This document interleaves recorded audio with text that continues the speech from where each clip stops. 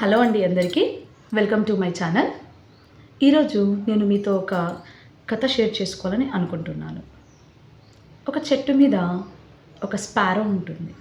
అదేనండి పిచ్చుక. అది చాలా బాగుంటుంది. తన పని ఏదో తను చేసుకుంటూ వెళ్తుంటుంది. కొన్ని రోజుల తర్వాత అదే చెట్టు మీదకి కొన్ని కాకులు వచ్చి చేరడం స్టార్ట్ చేస్తాయి. అప్పుడు కాకులకి స్పారోకి మధ్యలో ఫ్రెండ్షిప్ కుదురుతుంది. ఒకరోజు కాకులు స్పారోతో పక్క పొలంలో పంట బాగా పండింది, వెళ్ళి తినొద్దామని చెప్తాయి. అప్పుడు స్పారో కాదనలేక పక్షులతో పాటు అంటే కాకులతో పాటు వెళ్ళిపోతుంది. ఎప్పుడైతే అవి తినడం స్టార్ట్ చేస్తాయో అప్పుడే అదే సమయానికి అక్కడ ఒక రైతు వచ్చేస్తాడు. ఆ రైతును చూసి కాకులు వెంటనే ఎగిరిపోతాయి. బట్ స్పారో ఎగరలేక అక్కడే ఉండిపోతుంది. ఆ రైతు వచ్చి ఆ స్పారోను పట్టుకొని పనిష్ చేయడం స్టార్ట్ చేస్తాడు. ఆ స్పారో అమాయకంగా నేను ఎలాంటి తప్పు చేయలేదండి, నేను అమాయకురాలిని అని చెప్తుంది. బట్ రైతు అవన్నీ వినిపించుకోకుండా ఆ స్పారోని పనిష్ చేయడం స్టార్ట్ చేస్తాడు. దీన్ని బట్టి మనకేమర్థమవుతుంది?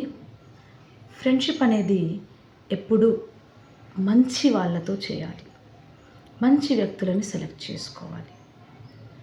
ఫ్రెండ్షిప్ చేసే ముందు వాళ్ళు ఎలాంటి వాళ్ళు, ఎక్కడి నుంచి వచ్చారు, వాళ్ళ లొకాలిటీ ఏంటి అని తెలుసుకోవాలి.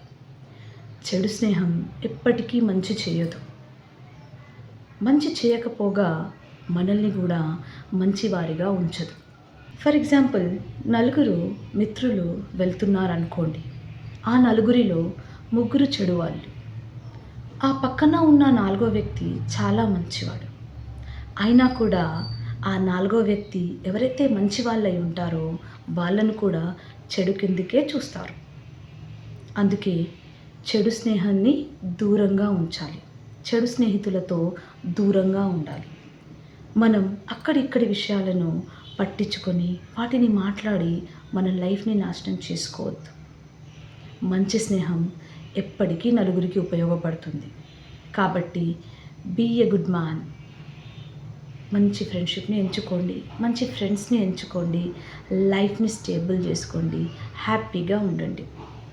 నా మాటల్ని అర్థం చేసుకుంటున్నారని అనుకుంటున్నాను. Thank you.